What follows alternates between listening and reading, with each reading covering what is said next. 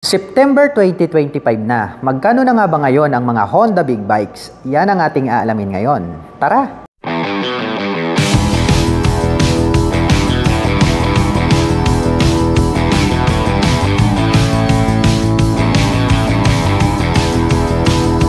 Ito po ang Honda African Twin DCT. Grabe, meron po itong napakaangas na headlight design. Dito po sa bandang itaas, located dito pong kanyang mga LED na turn signals. At mayroon naman po itong clear na windshield. At ito po pala ay equipped with inverted telescopic fork, gold color. At mayroon naman po itong dual rotor disc brake na naka-flower design. Equipped na rin po ito ng dual channel ABS. At ito po pala ay naka-spokes rim set. At ang kulay po nito is gold color. Nakaterno po yan dito po sa kanyang USD telescopic fork. At ito naman pong kanyang gulong ay mayroon po itong dual purpose pattern tires dahil ito nga po ay adventure touring bike. At ang sukat naman po ng kanyang gulong rito sa harapan ay mayroong sukat na 90 by 90-21. Naka-dual meter panel display, naka-mechanical key ang ignition at ito po ay equipped with HISS. Naka-naked handlebar at ang kagandahan niyan ay mayroon na rin po siyang integrated na USB charging port. At mayroon naman po itong fuel tank capacity na 24.8 liters. At mayroon naman po itong fuel consumption na 20.5 km per liter. Naka-two-tone color combination po ito pong kanyang seat cover at ito pong kanyang integrated na grab bar ay converted na po siya as rear carrier. At ang Honda African Twin DCT ay mayroon po itong 1083 cubic centimeter engine displacement to be exact. Naka-liquid cooled overhead cam, 4-stroke with 8 valve, parallel twin with 270 crank and unicam. At nakakapag-provide naman po ito ng maximum power na 75 kW at 7,500 RPM. Habang nakakapagbigay naman po ito ng maximum torque na 112 Nm at 5,500 RPM. At mayroon naman po itong seat height na 820mm to 840mm dahil nga po ito ay adjustable. Pwede po siyang high and low seat. At meron naman po itong ground clearance na 220mm. At ang bigat po ng motorcycle na ito ay may kabuuang 253 kg. Ang cute din po nito pong kanyang LED na tail light. Naka-single rotor disc brake, naka-spokes rim set, at naka-dual purpose pattern tires. At ang sukat naman po ng kanyang gulong rito sa likuran ay mayroong sukat na 150 by 70-18. At very sporty looks naman po ang dating nito pong kanyang dual exhaust. At ang kagandahan po ng African Twin na ito ay naka-dual clutch transmission. So pwede po siyang automatic at pwede naman po siyang manual. At ang kagandahan niyan ay equipped na rin po ito ng cruise control. Naka-diecast na silver color ito pong kanyang swing arm at ito po ay equipped with monoshock absorber para po dito sa kanyang rear suspension. At meron po tayong makikitang susian dito na kung saan ay pwede po nating buksan ito pong upper part nitong kanyang upuan. At ang presyo po ng Honda African Twin DCT ay nagkakahalaga po ito ng 1,170,000 pesos. At kung balak mo naman pong kumuha ng hulugan ay kailangan mo lang pong mag-down payment ng 426,505 pesos. Ito po yung kanilang Honda CB650R. Isa po itong classic big bike. Kaya talagang napakalupit ng kanyang body and design. Mayroon naman po itong rounded shape na headlight. LED na po yan at mayroon pa po siya dyang rounded shape na split na daytime running light. Dito naman po located sa bandang itaas, ito pong kanyang mga LED na turn signals, naka-pop up po siya. At equipped po ito ng inverted telescopic fork para po rito sa kanyang front suspension. At gumagamit po ito ng dual rotor disc brake with 2-pot caliper na Nissin brand. Ito naman pong kanyang cast wheel is matte brown color na Y design.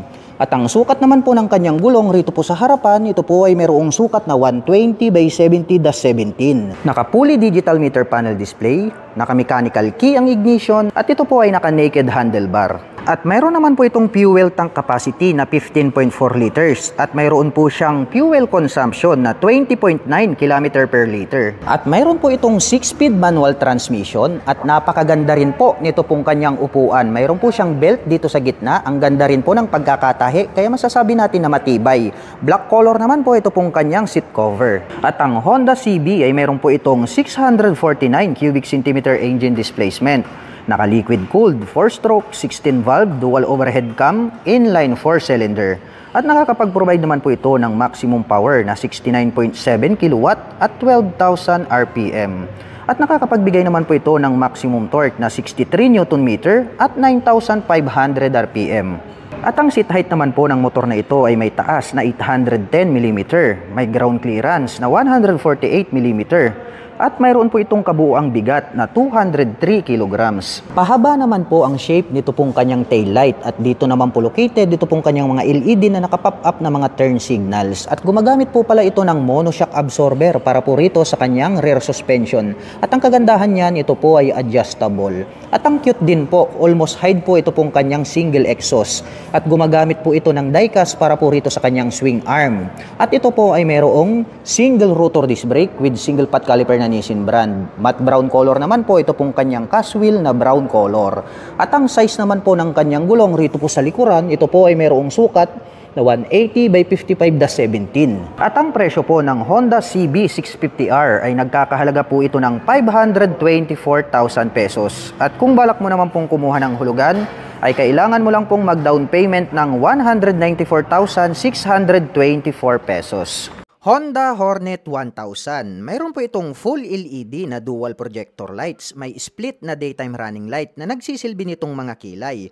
At located naman po rito sa bandang itaas, ito pong kanyang LED na turn signals. May clear color na little visor. At ito po ay gumagamit ng 41mm Showa brand USD telescopic fork dito sa harapan. Habang gumagamit naman po ito ng Öhlins monoshock damper ProLink swing arm. At ito po ay mayroong fuel tank capacity na 17 liters at mayroon po itong fuel consumption na 17 km per liter. At ito po ay equipped with 310mm dual rotor disc brake dito sa harapan with ABS. Habang gumagamit naman po ito ng 240mm single disc brake dito sa likuran with ABS. At mayroong sukat na 120 by 70-17 dito sa harapan, habang mayroong sukat na 180 by 55-17 dito sa likuran. At adjustable na po ito pong kanyang brake lever, maliban lang po rito sa kanyang clutch. Naka fully digital meter panel display at gumagamit naman po ito ng mechanical key para sa kanyang ignition at equipped na po ito ng HISS.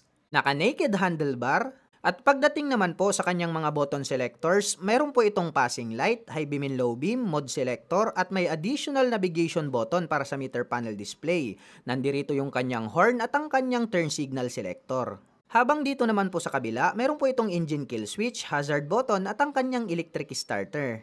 At ang astig po nito pong kanyang upuan, may partition sa gitna. Separated po ito pong ating back rider seat at mayroon naman po itong susian dito sa gitna. Naka-diecast ang kanyang swing arm at ito po ay equipped with 6-speed manual transmission. Mayroon na po itong assist in sleeper clutch at quick shifter. Tubular naman po na metal ito pong kanyang side stand at wala po itong center stand. At ito po ay equipped with Honda Selectable Torque Control. Alloy po ito pong ating mga foot pegs para sa ating rider at back rider. At mayroon po itong integrated na mudguard at chain protector. Naka full LED po ito pong kanyang taillight na diamond shape at naka-pop up naman po ito pong kanyang mga LED na turn signals. Combination po ng black at gray ito pong kanyang exhaust pipe at mayroon po itong single exhaust. Diecast naman po ito pong kanyang foot brake. At ito po ay mayroong 1,000 cubic centimeter engine displacement, naka-inline 4-cylinder dual overhead cam, 4-stroke with 16 valve. At nakakapag-provide po ito ng maximum power na 113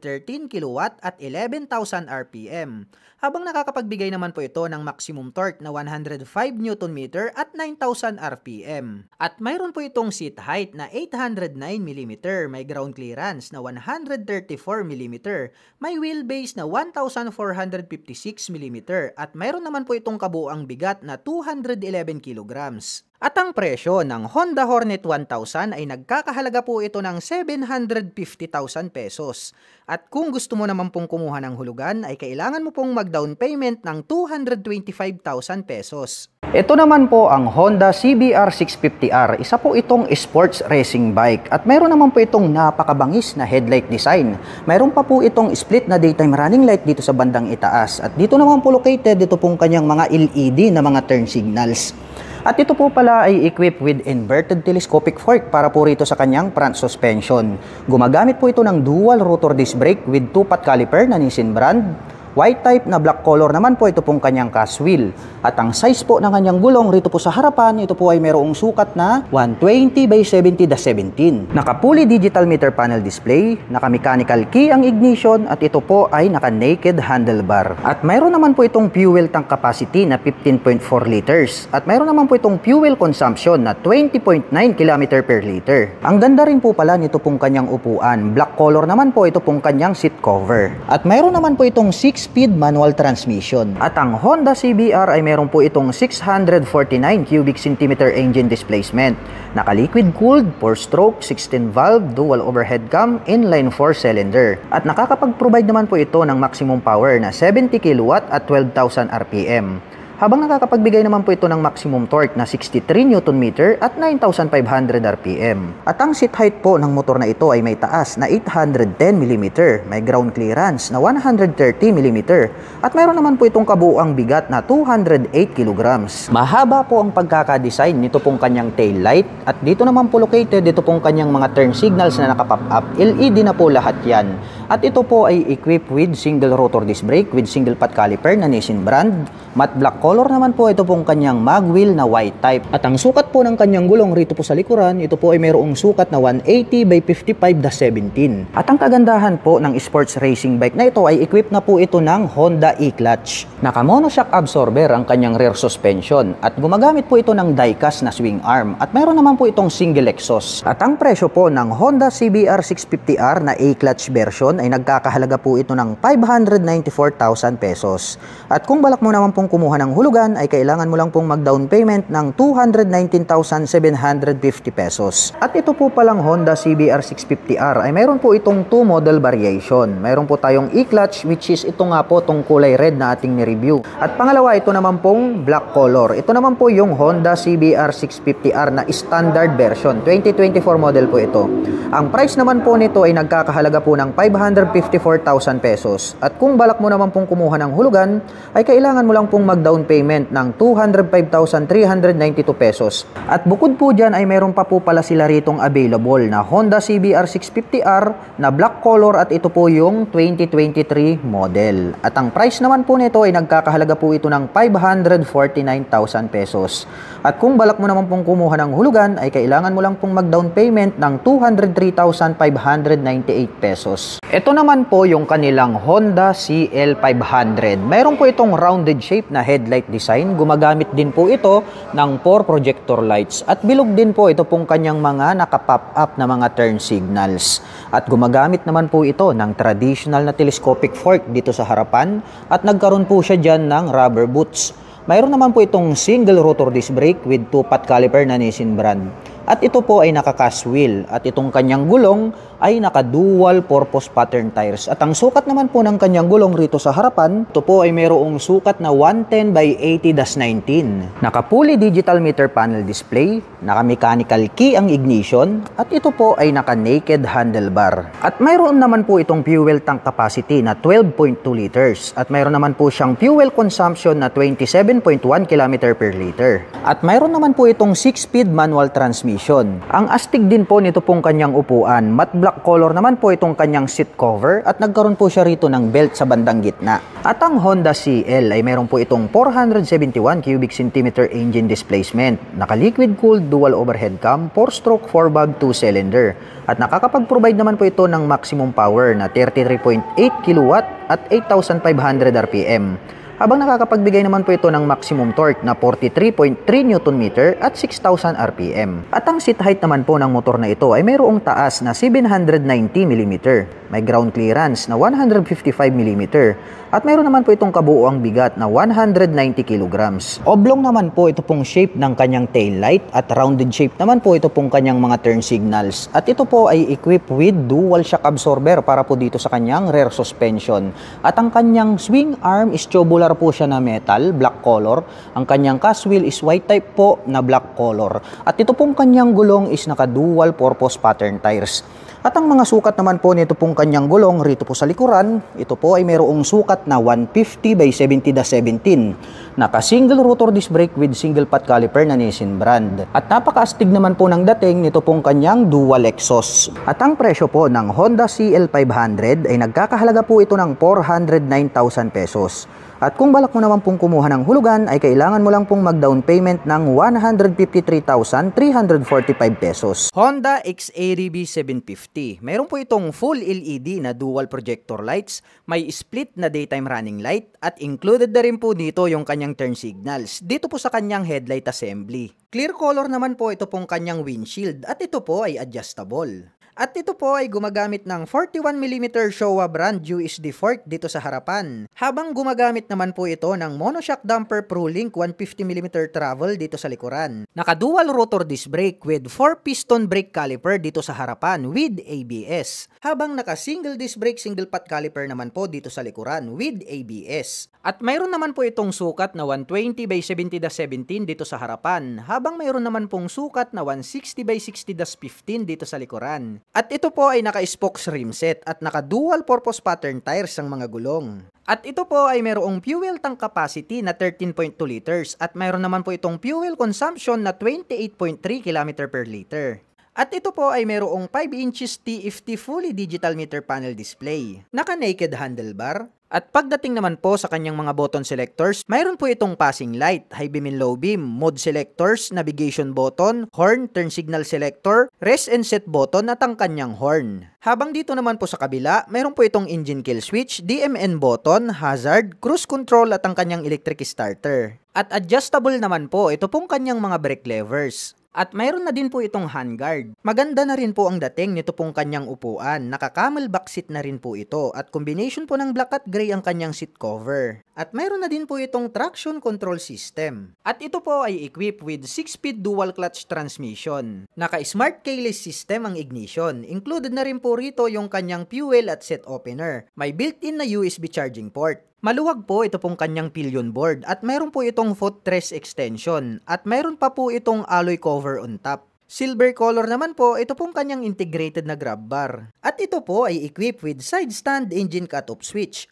Tubular naman po na metal, ito pong kanyang center stand. Alloy po ang ating pillion step para sa ating rider at ganun din po para sa ating back rider. Napaka-porma po nito pong kanyang LED na taillight at mayroon pa yang daytime running light sa gilid. At nakapop up naman po ito pong kanyang mga LED na turn signals. At ito po ay gumagamit ng die-cast swing arm. Black color naman po ito pong kanyang chain cover. Sporty looks po ang dating nito pong kanyang pipe at mayroon po itong single exhaust. At ito po ay gumagamit ng liquid cooled para po sa kanyang cooling system. At ito po ay mayroong 745 cubic centimeter engine displacement to be exact. Naka-inline 2-cylinder overhead cam, 4-stroke with 4 valve per cylinder. At nakakapag-provide naman po ito ng maximum power na 43.1 kW at 6,750 RPM. Habang nakakapagbigay naman po ito ng maximum torque na 69 Nm at 4,750 RPM. At mayroon naman po itong seat height na 790mm, may ground clearance na 135mm, may wheelbase na 1,578mm, at mayroon naman po itong kabuang bigat na 237 kg. At ang presyo ng Honda XADV 750 ay nagkakahalaga po ito ng 849,000 pesos. At kung gusto mo naman pong kumuha ng hulugan, ay kailangan mo pong mag-down payment ng 254,700 pesos. Ito naman po ang Honda Goldwing, ang pinaka-top of the line at pinakamalupit at pinaka-astig na maxi scooter. Grabe po, napaka-porma po nito pong kanyang headlight design. At dito po sa kanyang windshield, dito na po naka-install dito pong kanyang mga turn signals. Napaka-astig talaga at napakalapad at mataas po ito pong kanyang clear na windshield. At dito po sa bandang ibaba, mayroon na din po pala siya ritong built-in na fog light. At ito pong kanyang front suspension ay equipped with die-cast na matte black color at mayroon na rin po siyang naka-installed na light reflector. At ito po ay naka-dual rotor disc brake with 2-pot caliper na matte black. At ito po ay naka-cast-wheel na parang kalesa type. At ang sukat naman po ng kanyang gulong rito po sa harapan, ito po ay mayroong sukat na 130/70/18. Combination po pala ng analog at digital. Ito pong kanyang meter panel display. May built-in na mga speakers, naka-keyless ang kanyang ignition, at ito po ay naka-naked handlebar. At kung dysfunction naman ang pag-uusapan, mayroon po tayong heated grip na kung saan ay umiinit po ito pong ating hawakan. At mayroon din po tayo ritong heated seat na kung saan ito pong ating driver seat ay pwede po nating painitin. Ganon din po ito pong ating back rider seat. Nandito naman po yung kanyang switch button. Bukod po dyan ay meron na po siyang cruise control at meron na din po siyang built-in na airbag. At ito po palang clear windshield ay electronic adjustable po ito. At nandirito naman po ito pong kanyang handbrake. At isa sa mga nagustuhan ko rito ay napakaastig po nito pong kanyang upuan. Para po siyang sopa, kaya talagang magiging comfortable ang inyong riding. At mayroon pa pong built-in na 2 speakers dito po sa magkabila. At mayroon naman po itong fuel tank capacity na 21 liters. At mayroon naman po siyang fuel consumption na 18.5 km per liter. At ang Honda Goldwing ay mayroon po itong 1,833 cubic centimeter engine displacement. Naka-liquid cooled, 4-stroke, 24 valve, single overhead cam flat 6. At nakakapag-provide naman po ito ng maximum power na 93 kW at 5,500 RPM. Habang nakakapagbigay naman po ito ng maximum torque na 169 Nm at 4,500 RPM. At ang seat height naman po ng maxi scooter na ito ay may taas na 745 mm, may ground clearance na 129 mm, at mayroon naman po itong kabuuang bigat na 388 kg. At ang kagandahan po ng maxi scooter na ito ay pwede po siyang manual at automatic. Mayroon po itong 7-speed forward at mayroon din po itong reverse. Malapad po ito pong ating pillion step para sa ating rider at mayroon naman po itong die-cast na side stand at mayroon din po itong tubular na metal na center stand. At napakaganda po ng pagkakadesign nito pong kanyang pillion step para sa ating back rider dahil hindi po natin halata na mayroon po siyang pillion step dyan. At napakaastig po pala ng pagkakadesign nitong kanyang mga tail light at included na po rito yung kanyang mga turn signals. At mayroon po pala itong dual exhaust dito sa kanan, mayroon din po itong dual exhaust dito sa kabila. At ito po ay naka-single rotor disc brake at ang sukat naman po ng kanyang gulong rito sa likuran, ito po ay mayroong sukat na 200 by 55/16. At ito po ay equipped with traction control at naka-dual channel ABS na rin po ito. At ang kagandahan po nito pong kanilang Honda Goldwing ay meron na po itong built-in na side box, napaka-astig, metallic white naman po yung kanyang color. At may nakalagay naman po rito na Goldwing na 3D emblem. At mayroon na rin po itong built-in na top box o hindi nyo na kailangang bumili dahil nga po integrated na ito. Straight out from kasa, mayroon na po kayong mga lalagyan. Dito naman po sa bandang gitna may nakalagay po rito na Honda 3D emblem. Combination po pala ng black, red at white, ito pong kanyang built-in na top box. At ang presyo po ng Honda Goldwing ay nagkakahalaga po ito ng 2 million pesos. At kung balak mo naman pong kumuha ng hulugan, ay kailangan mo lang pong mag-down payment ng 724,432 pesos. Ito po ang Honda Transalp XL750. Mayroon po itong maangas na headlight design, mayroon po itong clear visor, at dito naman po located ito pong kanyang mga LED na turn signals. At ito po ay equipped with inverted telescopic fork. Mayroon po itong dual rotor disc brake na naka-flower design. At ito pong version na to ay naka-spokes rim set dahil nga ito po ay isang adventure touring bike. At ito naman po ay naka-dual purpose pattern tires.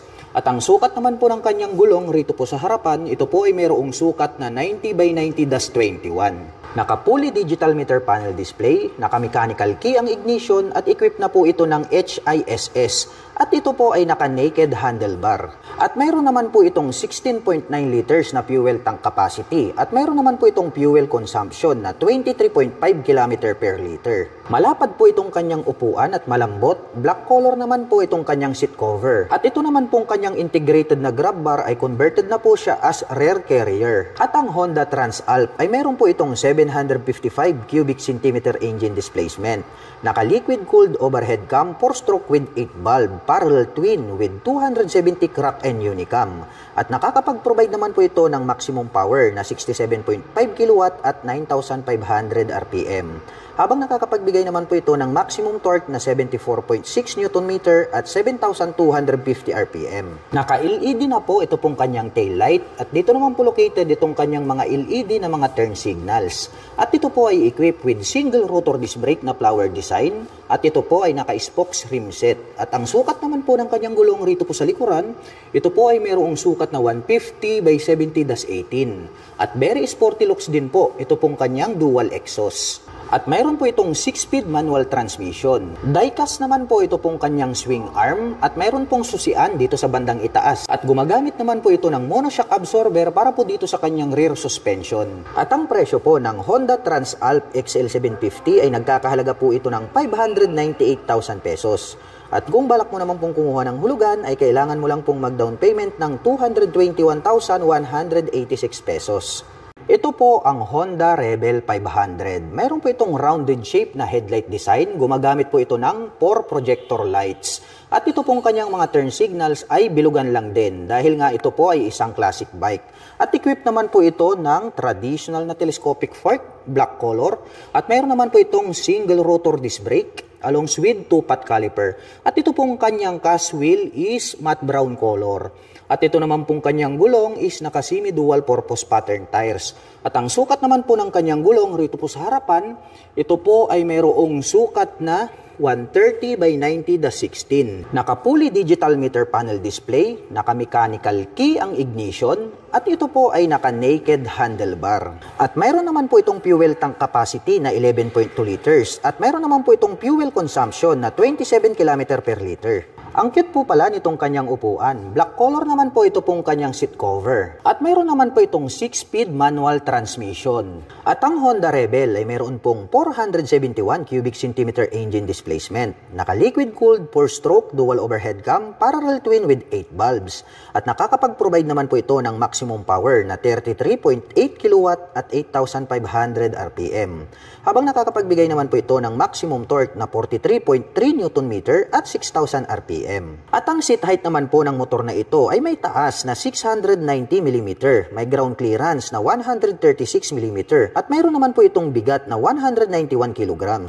Oblong naman po ito pong kanyang LED na taillight, bilugan naman po ito pong kanyang mga turn signals at ito po ay equipped with dual shock absorber para po dito sa kanyang rear suspension at equipped po ito ng tubular metal na swing arm at ito pong kanyang mag wheels is matte brown color.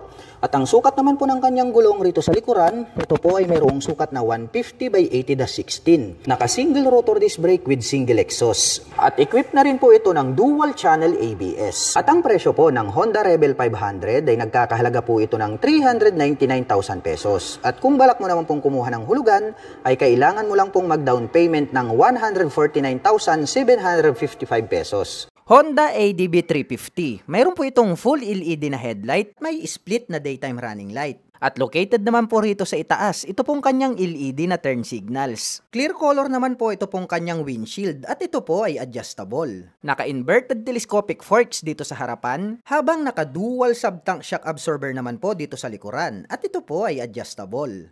Naka-single rotor disc brake with 2-pot caliper dito sa harapan with ABS. Habang naka-single disc brake single pot caliper naman po dito sa likuran with ABS. May sukat na 120 by 70/15 dito sa harapan, habang mayroong sukat na 140 by 70/14 dito sa likuran. At ito po ay naka-mags type at naka-semi dual purpose pattern tires ang mga gulong. At ito po ay mayroong fuel tank capacity na 11.7 liters. At mayroon naman po itong fuel consumption na 30 km per liter. Naka-fully digital meter panel display, naka-naked handlebar, at ang kanya naman pong mga button selectors, mayroon po itong passing light, may additional navigation button para sa meter panel display, mayroon pong on and off ang kanyang traction control, may high beam and low beam turn signal selectors at ang kanyang horn. Habang dito naman po sa kabila, mayroon po itong engine kill switch, hazard button at ang kanyang electric starter. At mayroon na din po itong handguard. Ang lapad po talaga at napakaastig ng dating nito pong kanyang upuan. Combination po ng black at gray ang kanyang seat cover. May nakalagay naman po na ADB 350 gold color na 3D emblem dito po sa kanyang side profile. Black color naman po, ito pong kanyang integrated na grab bar. Combination po ng black at gray ang kanyang CVT cover at may naka-intact naman po rito na Honda. Naka-smart keyless system ang ignition. Included na rin po rito yung kanyang fuel at set opener. Malapad din po ito pong kanyang Philion board with footrest extension. At mayroon po itong rubber cover on top na anti-slip. At mayroon na din po itong traction control system. At ito po ay equipped with side stand engine cut-off switch. Tubular naman po na metal, ito pong kanyang center stand. Alloy naman po ito pong ating pillion step para sa ating backrider. Napaka-porma po nito pong kanyang LED na taillight at mayroon pa yang daytime running light sa gilid. At nakapop up naman po ito pong kanyang mga LED na turn signals.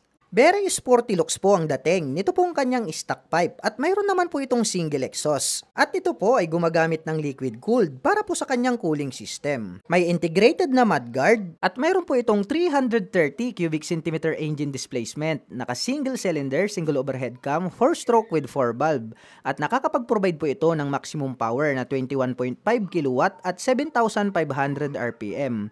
Habang nakakapagbigay naman po ito ng maximum torque na 31.8 Nm at 5,250 RPM. At mayroon po itong seat height na 795 mm, may ground clearance na 155 mm, may wheelbase na 1,518 mm at mayroon naman po itong kabuuang bigat na 188 kg.